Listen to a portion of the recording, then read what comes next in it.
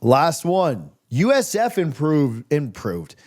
Last one. USF impressed a lot of people by beating Boise State. The road only gets tougher with Florida and Miami games against both of them on the road coming up. Well, did they play Miami at home? I could be wrong on that, but that's not what we're talking about, so it doesn't matter. Florida and South Florida in the swamp. Florida, Cole, we haven't really talked about this. My Florida fan friends were not. I haven't watched this game completely. I did watch the highlights. Florida fans not super impressed. I mean, as impressed as you can be with a 55-0 win. But again, against kind of a high school team, no offense to the Long Island University Sharks, who have a great mascot and uniform combo. But Florida fans not real happy with the way that everything went down, but also understand, well, how interested were they in this, that, and the other. This is the prove it week against USF, and then it only gets tougher from there. But thoughts on Florida, maybe just quick thoughts on the performance against LIU, and then what this matchup looks like against USF. Why, yes, they are traveling to Coral Gables to take on the likes of the Miami Hurricanes. I will be the stat corrector in this show. That way you don't care. I care. I care about being right, and I care about being factual on this show. Listen, what are you going to learn? I don't mean to be rude to the Florida fine folks, because if they have been nothing but kind to me, especially in my videos over at SEC Unfiltered, but what are you supposed to learn in a win over LIU? You saw the team, what's it called? Not portfolio. When you all line up together. Team photo. Team photo? Yeah, there's like a name for it. Whatever it is. I'm stupid, and I shouldn't. I In should 08, it was called the team mugshot, I believe. But anyway, keep going. Anyway, you saw the type of talent you were going up against. The bottom line is that you knew that you should have overpowered them. And also, you kind of figured that you weren't going to get the full version of DJ Lagway, because if you didn't have to have the full version of DJ Lagway. Bottom line is that if you're struggling with the Long Island Sharks in week 1 in your backyard, you have more problems than just a quarterback that may or may not be at 100%. Like, that's just exactly where you don't want to be. And there still were a lot of things I like. Jaden Baugh, I've said it on this channel, said it on other channels. I think that he is going to be the best running back in the SEC by the time that we get to the season's end. He is a man amongst boys. He has the physical speed and the home run threat. He is everything that you want bottled up into a sophomore running back that is only going to get better with more reps under his belt. He's not having to share the backfield with Montrell Johnson. I saw a lot of good plays. Like, yes, the Vernell Brown catch was the play of the afternoon. But I also saw him get 2 more grabs to finish with 79 yards. I saw Hayden Hansen break on free for a 16-yard touchdown. I saw Tony Livingston have a 12-yard score. I saw J. Michael Sturdivant find his way into the end zone. I saw Nashawn Montgomery, the other 4-star freshman, kind of set himself apart. I also watched, as you saw, TJ Abrams, that we spent no time talking about this offseason, get involved in the passing attack. So there's weapons this year, and I didn't even mention Trey Wilson, who, by the way, had the best stat in college football this week. You ready? 5 catches for -4 yards and a touchdown. He had everything right this week, and he's so talented as a player that it's just like, you're nitpicking here. And I understand why you want to nitpick, because of what happened last season, how things went off the rails last year. But I try to look at this as a percentage of, your defense was missing several starters. Your offense didn't have Dallas Wilson out there, and it still didn't have it didn't have one of your star running backs. It didn't have a full cohesionness, and you hung 55 over Long Island. I think this is going to be a bigger litmus test. And what I like about Florida's schedule is, I personally believe that Texas still is going to be a top 2 defense in college football this season. I know what we saw against Ohio State. To hold that team to 14 points with that much arsenal, I think speaks volumes about where this team is. You're building yourself up little by little for this offense to understand what it's going to look like when it faces off against a defense that has superstars like Colin Simmons and Anthony Hill. We'll get right back to chatting, but first, let's make some money. Grab your mobile phone, go get the Sleeper app. If you don't have that downloaded, use our code CFA. You get a 100% deposit match up to $100. Look what they've got on here right now. Bryce Underwood, more or less passing touchdowns, 0.5. Give me the more on that. I know it's a tough Oklahoma defense. I understand that. I like the more there. John Mateer, his is 1.5. I'm going to bet Bryce Underwood's right now while we're talking about it. John Mateer, more or less than 1.5 passing touchdowns. That's a tough one to me. I don't know. So I'm going to avoid it because I'm smart and want to avoid ones that I'm not sure about. But there's other stuff on here that you can check out. The Michigan-Oklahoma game is not it. Look at this one. You can do USF versus Florida. Lagway, a huge number, 265.5 passing yards. I like the less there. I don't think he's in as long. So I'm going to put both those together and I'm going to submit it. And it was just that easy. You pair a couple or more, whatever you want to do on the Sleeper app. They will help you make money. You can follow all the scores on here. Go check out the Sleeper app today. Terms and conditions apply. See Sleeper's terms of use for details. We appreciate them for their support. Go check them out. South Florida is the next step up. And then afterwards it's LSU. And then afterwards it's Miami. And then afterwards it's Texas. So you get to learn a little bit more about where your offensive strengths and weaknesses are going into this game before you have to go travel down to Death Valley. Another critical matchup. I think that this is a really good South Florida team.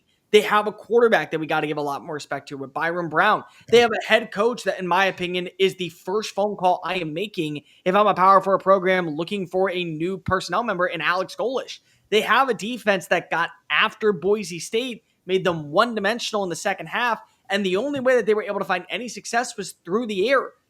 This isn't a game to where I think that you're worried about Florida being upset. What I think this is a game is that you're intrigued on how long is South Florida going to hang around in the swamp? And are we going to see those same issues that we watched last season that hindered the success early on for Billy Napier and this Florida squad?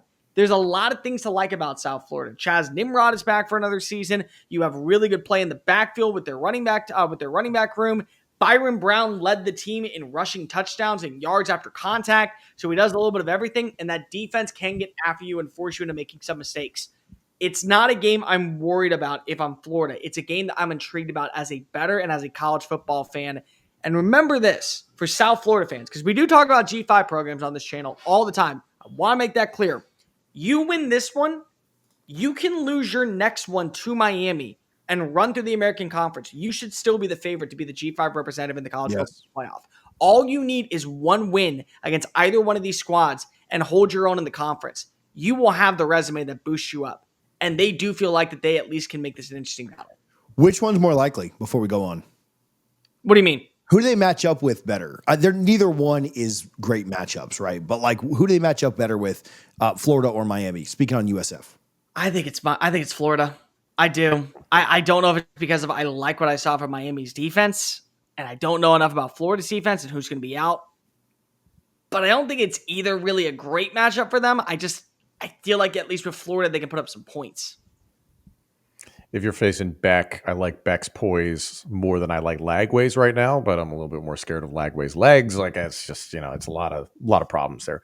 I'll be brief on this one. I loved what South Florida did against Boise State, and it was clear to me that this team and the coaching staff saw stuff on tape when it came to Boise State, and they're like, we can get these guys. We can get these guys in our house. Everybody's looking past us. This is more the brand doing the heavy lifting, the brand of Boise State, having just been in the college football playoff last year. Boy, did Boise miss Ashton Genty, a generational talent at tailback. Maddox Madsen, no one ever confused him with an elite quarterback. He is perfectly average at the college level. USF made him very, very uncomfortable. I was just looking at the stat line. I couldn't believe he was only sacked once. It was 1 sack, 5 tackles for loss. The quarterback pressures and hurries have got to be through the roof. The fact that they took away the running game, which, again, there really is no heir apparent to Genty there. There will just be steady play for them throughout the rest of their schedule. But USF took advantage of that. I love what Byron Brown did. I am curious to see what the body language is going to be like in the first half. The first quarter, I think USF comes out with their hair on fire, trying to make things very uncomfortable for Lagway, but I do see Florida just kind of leaning on them as this game continues. And it's not necessarily a game where they're going to be attempting to look at their depth too early, but this is something where Florida is maybe hoping in the back of their mind is like, hey, maybe late third quarter, fourth quarter, we can start getting some guys in there and really taking a look at some pieces for later on in the season. So they just can't afford to look ahead too quickly because USF will get them. But I still like Florida to bring the Bulls back down to earth. Yeah, I really would love for several reasons. I live in Tampa. My wife graduated from USF. I don't like UF, like all the things. Like it'd be great, but yeah, objectively, I just don't know that I have enough confidence that they can really do this. You would need a really bad DJ Lagway game, and even then, like Cole mentioned, if he's playing poorly, you just start handing the ball off. And I mean, if USF can stop the run against what I think is a very good offensive line and a very good running game. I mean, then hats off to them. Yeah, they deserve it. Put them in the playoff now, right? Like, if they can stay, relatively clean through conference play. But yeah, I struggle to find too many ways outside of just a Lagway meltdown game where USF doesn't, or where UF doesn't win this thing going away. Something like 37. Give me their kicker to make a few kicks because he struggled this weekend. But yeah, 37-17. Maybe USF gets one late to make it a little more competitive. Maybe it's a good game, in the first quarter. Maybe it's 14-10, or maybe it's 10-7 or something, or maybe it's even tied, right? So, but I think that Florida is able to push them pretty hard. And so, yeah, 37-17 is what I'll go with. Florida's favored by 17.5, and the over-under's 56.5. So I'm going to go with, give me 35-13 Florida. Yeah, I already did the prediction on this show. I think this, you know what I see actually in this game, and I said this on SEC Unfiltered, not to do a shameless plug or anything. But to be honest, I think this is going to go very similar to the Boise State game, but flipped in terms of how this game goes, where South Florida maybe jumps out to an early lead. It's 17-7 at halftime, 10-7 at halftime, and then you just turn, look at that backfield and go, time to go to work. And Jaden Baugh, who I may have thrown a little bit of money down as a sleeper pick to win the Heisman Trophy because if I like him that much, I think he is that talented of a running back, just goes off in the second half. They start to play in the box. And the thing that you got to remember about the South Florida team, they allowed over 250 passing yards to this offensive personnel for Boise State. There are weapons that would be starting as freshmen at Boise State that are third teamers down in Gainesville. I said 38-17 is the I said 41-17 is the final score. I'm gonna stay with it. 41-17 the final score. All right, that's it. We previewed week 2, at least 1, 2, 3, 4, 5 matchups, and then we did one the other day too. So that's what we got for you this week on the Power 2. Next week we might be back to a little bit more of a regular schedule, but we had a lot of people in here tonight. So appreciate those that watched. If you haven't, go over to the College Football Addiction YouTube channel and hit subscribe so that you never miss a live episode of the Power 2. Cole, Tom, you know what we never do on here? We'll just quickly go. I know we've gone over time, but do you guys ever, when I finish every episode of Double Fries, I don't know how we started this. We started giving shout outs. Like we would just give a random shout out to anybody we want in the world to end the show. So let's go around the horn real quick and see what you got. Tom, I'll let you go first. Can I go last? I'll go first. My shout out is to Penn State Athletic Director Pat Kraft. Please, on behalf of all Penn State fans, do not make us an Adidas school. We have heard for years from former players and coaches and personnel how Adidas gear just sucks.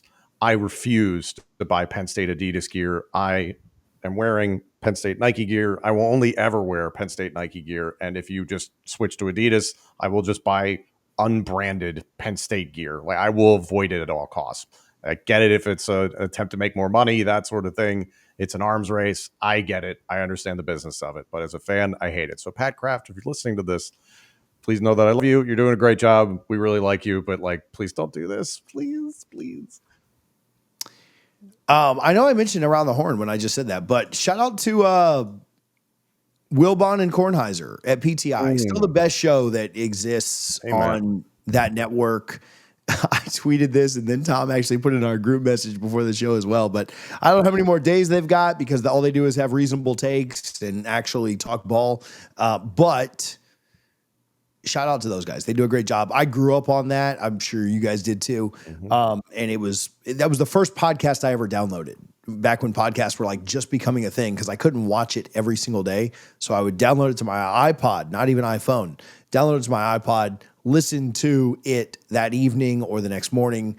And I love that stuff. Before we had the 24-hour news cycle where you could check everything on Twitter and all this other stuff, when I was 12, 13 years old, that was the first podcast I ever remember downloading.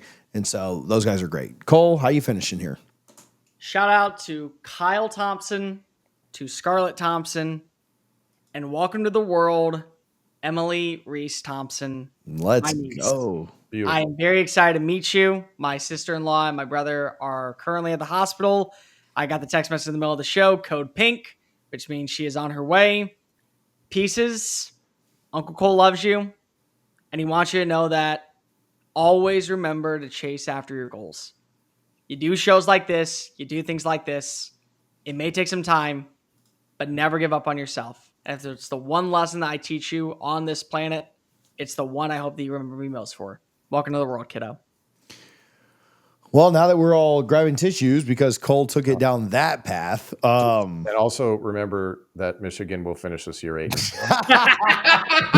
I was going to say she's being born at a good time because she's never seen an Alabama loss. Nope. If you think She's about also that. never seen an Alabama win, which is Yeah, going to happen first. Every coach, I guess, has said, I hate losing more than I love winning. So she's doing all right. But yeah, congratulations to them. Congratulations to you, Cole. That's awesome. And I'm going to try not to get emotional on the end of the show. So, all right, Power 2. We'll be back on Monday at noon. Enjoy the college football this weekend. We'll talk to you